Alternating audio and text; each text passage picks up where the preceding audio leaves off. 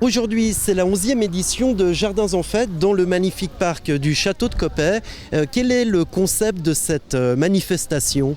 Alors c'est une manifestation dont le but est de faire des journées des plantes et de mettre en avant des producteurs de plantes et d'ornements de jardin. 11e édition, de nouveau, le succès est au rendez-vous. Absolument, on a la chance d'avoir une météo fantastique, les gens sont ravis d'être dehors. On a un énorme public pour cette première journée, on est ravis que ça se passe aussi bien. Cette année, il y a un thème central qui est le jardin des simples. Qu'est-ce qu'un jardin des simples ? Alors les jardins des simples sont ces petits jardins qui se trouvaient dans les monastères et qui sont des jardins clos qui étaient pour les plantes médicinales. C'est un petit clin d'œil à mon métier initial, je suis pharmacienne de formation, donc ça faisait le lien avec mon métier.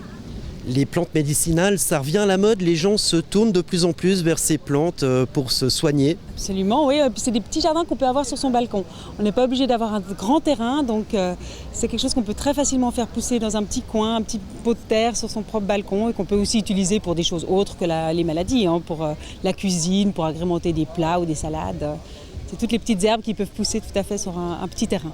Alors par exemple des petites herbes qu'on peut avoir chez soi qui soignent et qui sont bonnes dans les plats qu'on prépare, c'est quoi ? Alors la valériane évidemment qui est une plante qui fait dormir, la camomille, la menthe, le thym, le romarin, toutes ces petites herbes, l'absinthe, ces petites herbes qu'on peut facilement faire pousser. Et puis pourquoi s'être vraiment penché justement sur ces herbes médicinales ? Voilà, comme je vous l'ai dit avant, c'était pour faire le lien avec mon métier, c'était le petit clin d'œil à ma formation. Et puis on avait envie d'avoir quelque chose que tout le monde peut avoir, qui n'est pas forcément dans un grand terrain, d'avoir dans un petit endroit clos, donc que ça s'ouvre à un public plus large et plus généreux. Quel est le public qui vient à Jardins en Fête ? Alors c'est assez disparate. Le vendredi, on a plutôt des professionnels et des propriétaires qui ont envie de refaire leur jardin. Donc c'est plutôt le jour où les exposants marchent fort au niveau vente. Et puis le dimanche, c'est une grosse journée pour nous, mais c'est plutôt une journée familiale avec des familles, des gens qui viennent se promener et profiter de l'endroit sans forcément faire de gros achats. Puis du côté des exposants, il y en a une centaine cette année. Qui sont ces exposants ? Alors très variés, on a beaucoup d'exposants suisses, mais on a des exposants européens, on a des Belges, des Français essentiellement, et puis quelques Italiens. Et puis voilà, que des producteurs, des artisans, c'est eux qui font pousser les plantes, c'est vraiment eux qui sont impliqués depuis le début, pas de revendeurs.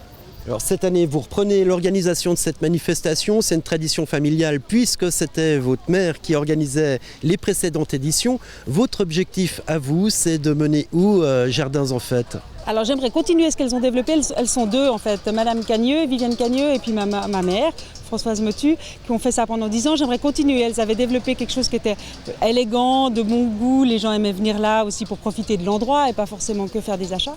Donc j'ai envie de garder cette lignée-là. Maintenant c'est sûr, on va apporter d'autres choses, une autre vision de voir, peut-être un petit dynamisme à l'édition pour attirer aussi des jeunes qui ont envie de lancer dans un jardin.